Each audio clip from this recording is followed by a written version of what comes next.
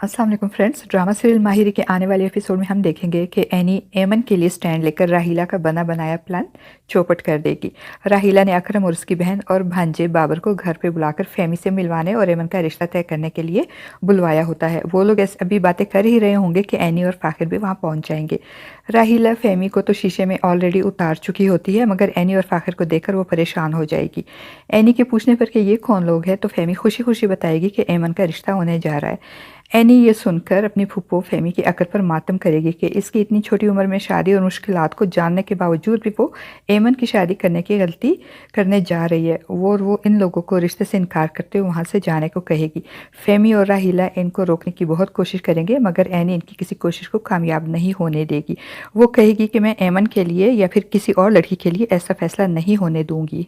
शोर की आवाज़ सुनकर समीना भी आ जाएगी। वो भी एमन के लिए इतने बड़े आदमी का रिश्ता देखकर फहमी की अकल पर मातम करेगी। एनी इन लोगों को खरी खरी सुनाएगी। वो इन लोगों को घर से निकाल कर ही दम लेगी और वो लोग भी इतनी बेइज्जती पे नाराज़ होकर चले जाएंगे। इंस्पेक्टर अकरम अब राहीला पे बहुत नाराज़ होगा, मगर एमन एनी की इस जुर्रत पर बहुत खुश होगी और रोते हुए एनी के गले लग जाएगी और अपने गुज़श्ता रवैयों की माजरत करेगी कि मैंने तुम्हारे साथ कितना बुरा किया और तुमने आज मेरे लिए इतना बड़ा कदम उठाकर मेरी ज़िंदगी को अज़ाब बनने से बचा लिया। फेमी और राहीला का तो बस नहीं चलता कि वो किसी तरीके से एनी को घर से ही निकाल दें या उसकी गर्दन ही दबा दें। फेमी एनी पे नाराज़ होते हुए कहेगी कि आज आने दो हबीब भाई को, अच्छी तरह शामत लगवाऊंगी तुम्हारी। अपना घर तो बसा लिया, मेरी बेटी के नसीब क्यों खोटे कर रही हो तुम। तो एनी भी चुप नहीं रहेगी। वो फेमी से कहेगी, फूफो नसीब तो गलत फैसलों से खोटे होते हैं, और रही बात अब्बा को बताने की तो बता दे आप अब्बा को। बचपन से तो उनकी डांट सुनती आई हूँ, एमन के लिए एक और सही। और फिर फेमी की शिकायत पे हबीब एनी को डांटते हुए कहेगा कि तुमने कल राहीला के जानने वालों के सामने इसकी बहुत बेइज्जती की। क्यों किया तुमने ऐसे? अरे वो बेचारी तो नेकी का काम करने जा रही थी, मेरी यतीम भांजी का रिश्ता तय करवा रही थी, और तुमने इन लोगों को बेइज्जत घर से करके घर से निकल जाने को कहा।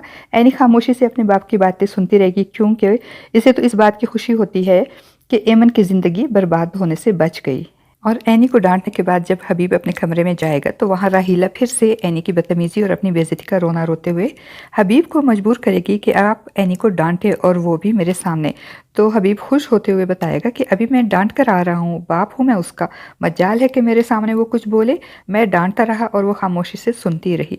राहीला को ये सुनकर यकीन तो नहीं आता, इसलिए वो हबीब से कहेगी, अच्छा डांटा है उसे तुमने, ठीक है, अगर वो तुम्हारे सामने कुछ नहीं बोल सकती तो उसे कहो कि वो खुद मेरे साथ चलकर माफ़ी मांगे उन लोगों से। और ये सुनकर हबीब की सिटी गुम हो जाएगी, क्योंकि ना तो वो एनी को वहाँ जाने को और माफ़ी मांगने के लिए कह सकता है, और ना ही इसके कहने पे एनी वहाँ जाएगी और माफ़ी मांगेगी। अब हबीब राहीला के सामने और राहीला इंस्पेक्टर अकरम के सामने मुश्किल में पड़ जाएंगे। अब राहीला हबीब को तंग करेगी और इंस्पेक्टर अकरम राहीला को अपने घर बुलाकर और इतनी बेइज्जती करके निकलवाने पे कभी माफ़ नहीं करेगा, और हो सकता है कि गुस्से में आकर वो राहीला का सारा कच्चा छटा सबके सामने लाकर रख दे और इसकी हकीकत सबको बता दे।